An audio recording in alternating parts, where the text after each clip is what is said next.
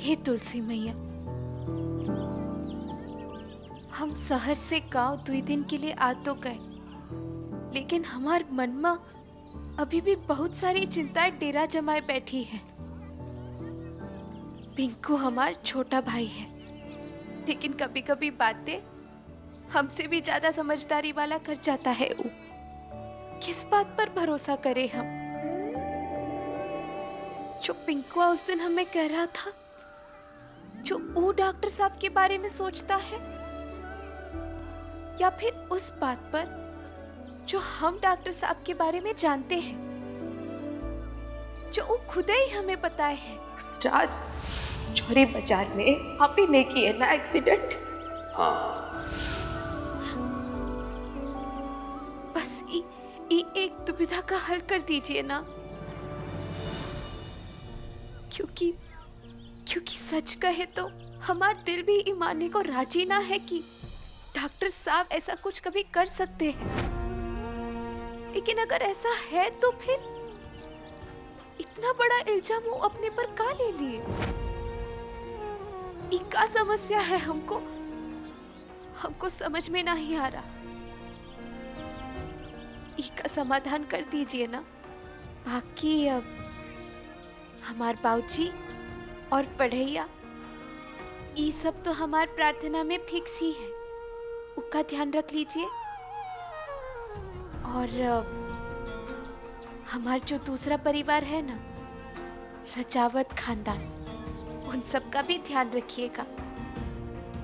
एक और चीज, वो जो दुकान के कागज है ना जिस पर बाबूजी ने हस्ताक्षर किए हैं, वो के कर्जा का रसीद भी सब सही से करवा दीजिएगा। बस ये एक काम हो जाए तो सब कुछ सही से निपट जाएगा। जय तुलसी मैया।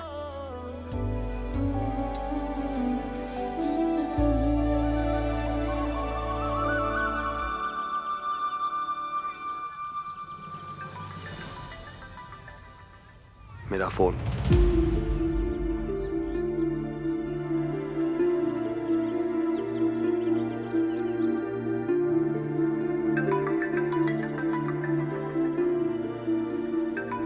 रानी सा,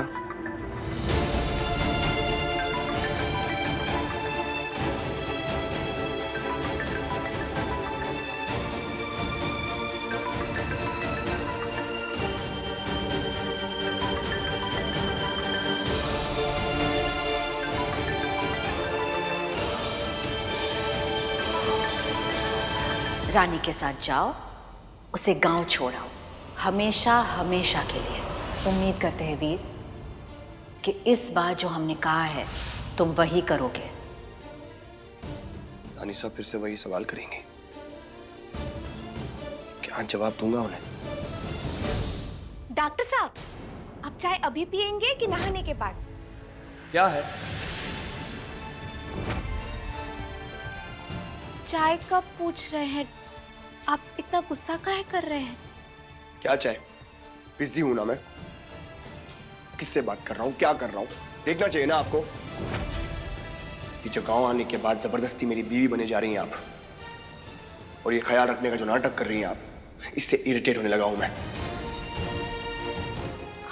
डॉक्टर साहब, आप ठीक तो है ना? कोनो दिक्कत है का? आपकी वजह से पहली बार रानी सा का फोन नहीं उठाया मैं। जब भी आती हैं कोई ना कोई नई प्रॉब्लम लेकर आती हैं आप। मंदिर में आई तो शादी करनी पड़ी, अब आई तो फोन कट गया। कल रात को अपने साथ सांप ले आई आप। कल रात हम आपकी मदद करने मैंने मांगी थी कि आपसे मदद नहीं ना। और वैसे भी क्या खास मदद कर दी आपने? पूरी रात सो नहीं पाया मैं। सुबह उठा तो लोग हंस रहे थे मुझ पर। शायद आप भूल गई हैं कि हम दोनों के बीच में वो रिश्ता नहीं है जैसा ये लोग सोचते हैं। हम जानते हैं डॉक्टर साहब भूले ना ही हैं, लेकिन बार बार हम सब लोगन को हमारे रिश्ते का परिस्थिति समझाना ही सकत है ना। तो दूर रहिए मुझसे। मैं नहीं चाहता कि गांव वाले लोग, स्पेशली आपकी दादी, हम दोनों के रिश्ते के बारे में गलतफहमी पाले और मुझसे ये अलग अलग किस्म की रस्में करवाएं, क्योंकि मैं किसी भी रस्म का हिस्सा नहीं बनना चाहता। समझिए आप?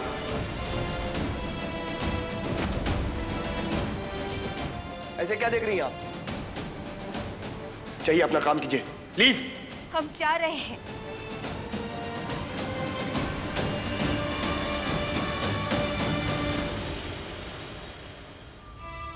हिम्मत बढ़ गई इस लड़के की। फोन नहीं उठा रहा है हमारा। हाय रानी सा, कैसी है आप? हे कियारा बेटा, कैसी हो तुम कियारा? मैं बस ठीक हूँ। अरे ये सब क्या? सब बताती हूँ, पर आप पहले मुझे रानी का एड्रेस दीजिए। भाभी सा के घर का पता? अब क्या खुराफात चल रही है इसके दिमाग में? क्या हुआ कियारा? अचानक रानी का एड्रेस क्यों चाहिए? आप तो जानती है कि मैं एनजीओ में कितना दिल से काम करती हूँ, कितना फील करती हूँ जरूरतमंदों के लिए। तो मेरा एनजीओ यूपी में टूर करने वाला है, वहाँ पे सोशल कॉजेस में हिस्सा लेने के लिए। ऐसे भी वीर और रानी बलिया गए, तो सोचा क्यों ना भाई से शुरू करूँ, इसलिए एड्रेस पूछ रही थी। लेकिन इतने सारे तोहफे। थोड़ी सी तो है, और वैसे भी सब जरूरत का सामान है। बच्चों के खिलौने, बुक्स, राशन का सामान, कपड़े। एंड आई एम श्योर उन्हें ये सब बहुत अच्छा लगेगा। हाय हाय हाय, ये लड़की कितनी प्लानिंग प्लॉटिंग करती है। तुम्हारी सोच बहुत नेक है कियारा, लेकिन हमारी बात मानो, हम ये सारे तोहफे वहाँ पे पहुँचा देंगे। तुम्हें वहाँ जाने की कोई जरूरत नहीं है। पर क्यों? क्योंकि वीर कल ही वापस लौटने वाला है, तो वहाँ जाके कोई मतलब नहीं बनता ना। वो मैं मैनेज कर लूंगी। वैसे भी मेरा एक दिन में सारा काम हो भी जाएगा, फिर मैं और वीर साथ में आ जाएंगे, उसे भी कंपनी मिल जाएगी एंड मेक सेंस ना। ठीक है, अगर तुम्हें कोई प्रॉब्लम नहीं है देन आई एम फाइन, लेकिन टाइम पे वापस आ जाना। I promise. सारा सामान गाड़ी में रखवा दीजिए प्लीज। सब समझ में आ रहा है मुझे कि तुम आखिर क्या करना चाह रही हो, पर तुम ये नहीं जानती कि अब मैं क्या करने वाला हूँ।